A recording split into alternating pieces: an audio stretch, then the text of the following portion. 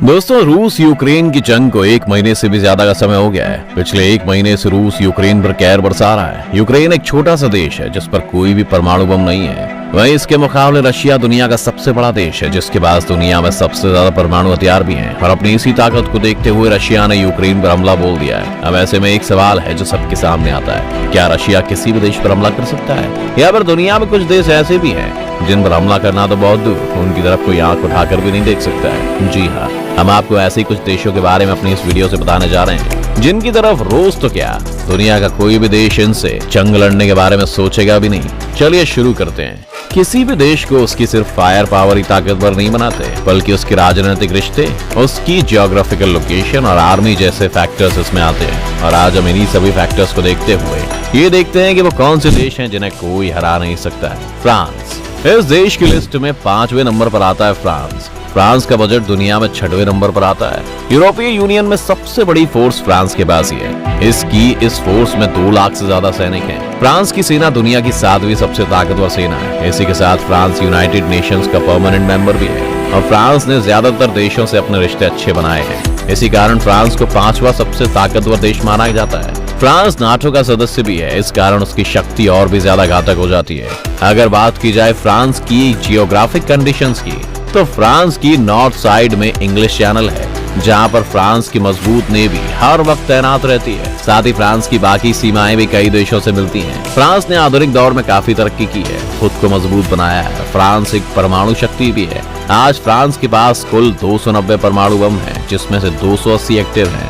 ऐसे में शायद ही कोई ऐसा देश होगा जो उसे पंगा लेना चाहेगा। इंडिया नंबर 4 पर आता है हमारा देश भारत। हमारे देश के पास दुनिया की दूसरी सबसे बड़ी सेना है और हमारे देश का डिफेंस बजट दुनिया में 3रे नंबर पर आता है। 2020 के ग्लोबल फायर पावर लिस्ट में भारत को 4था नंबर मिला और भारत के पास 4थी सबसे बड़ी एयरफोर्स भी है। अब ये तो बात रही फायर पावर की, और अब अगर हम बात करें डिप्लोमेटिक पावर की, तो हमारे देश ने ज्यादातर देशों से अपने अच्छे रिश्ते बनाए हैं, फिर चाहे वो जापान हो, अमेरिका हो या रूस। इसी के साथ भारत की डिप्लोमेटिक पावर और भी मजबूत हो जाएगी, क्योंकि जल्द ही भारत को यूनाइटेड नेशंस का परमानेंट मेंबरशिप मिलने की उम्मीद है। अभी भारत क्वाड का सदस्य तो है ही, साथ ही अब वो नाटो की सदस्यता लेने की भी बात कर रहा है। इन सभी चीजों के साथ भारत के पास परमाणु शक्ति भी है। इस वक्त भारत के पास 160 परमाणु बम है। अब बात करते हैं भारत की जियोग्राफिकल कंडीशन की। भारत के नॉर्थ साइड में हिमालय पर्वत फैला हुआ है, जहाँ हमेशा भारी बर्फ जमी होती है, जिससे किसी भी देश की सेना हमारे देश की सीमाओं को आसानी से पार नहीं कर सकती। इसके अलावा हमारे देश के साइड में हिंद महासागर और वेस्ट में बंगाल की खाड़ी है, जहाँ हमारी मजबूत नेवी हर वक्त तैनात रहती है,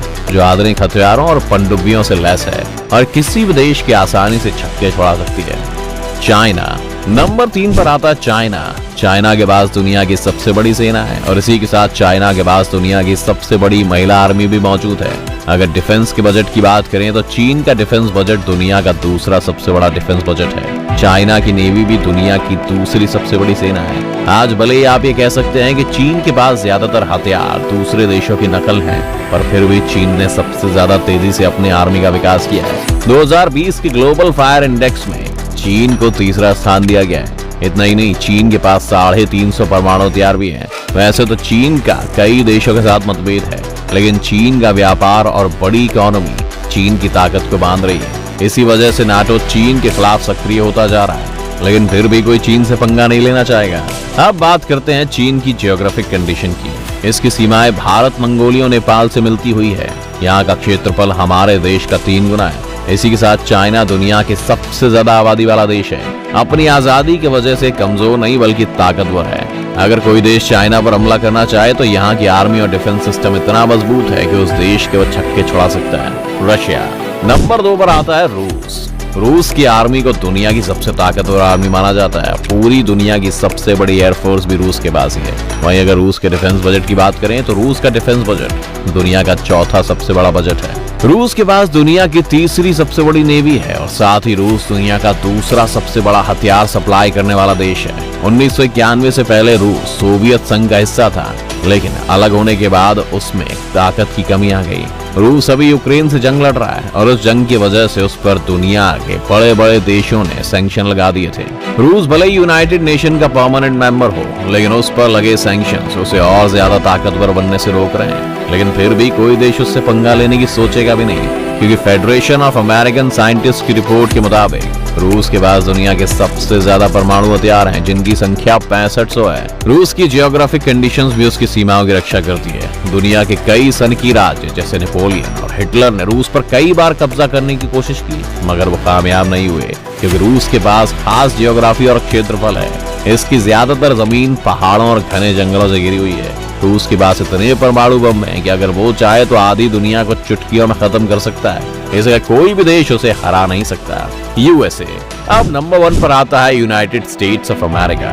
दोस्तों, अमेरिका दुनिया का सबसे ताकतवर देश होने का दावा रखता है। इसी बात से हम उसकी ताकत का अंदाजा लगा सकते हैं। फिर भी हम उसकी पावर और डिफेंस सिस्टम को देखते हैं। अमेरिका के पास दुनिया की सबसे बड़ी और सबसे ताकतवर एयरफोर्स है और सबसे ताकतवर नेवी भी है। अमेरिका की सेना सबसे ज्यादा आधुनिक हथियारों, हेलीकॉप्टर, लड़ाकू विमान, टैंक और पनडुब्बियों से लैस है।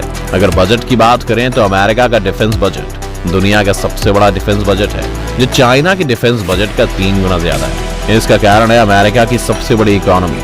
अमेरिका के पास परमाणु के साथ साथ हाइड्रोजन बम भी मौजूद है। अमेरिका में परमाणु हथियारों की संख्या 5550 है। अमेरिका ने इतिहास में 2 बार परमाणु हथियारों का इस्तेमाल किया है, जो जापान के 2 शहरों हिरोशिमा और नागासाकी पर गिरे थे, जिससे जापान के 2 शहर तहस नहस हो गए। अमेरिका वर्ल्ड वॉर 2 के बाद से दुनिया के ताकतवर देशों में अपना पहला नंबर बनाए हुए है और दुनिया में कोई भी देश इससे पंगा लेने के बारे में कतई नहीं सोचेगा। दोस्तों, ताकतवर बनने और खुद को ताकतवर साबित करने की होड़ में दुनिया 2 वर्ल्ड वॉर्स का सामना कर चुकी है और आज यूक्रेन और रूस का भी युद्ध चल रहा है और दुनिया फिर तीसरे वर्ल्ड वॉर के मुहाने पर खड़ी है, जिसमें टर्की अब इन दोनों में मध्यस्थता करा रहा है। आपको क्या लगता है, टर्की इस जंग को खत्म करवा पाएगा? हमें कमेंट करके जरूर बताएं।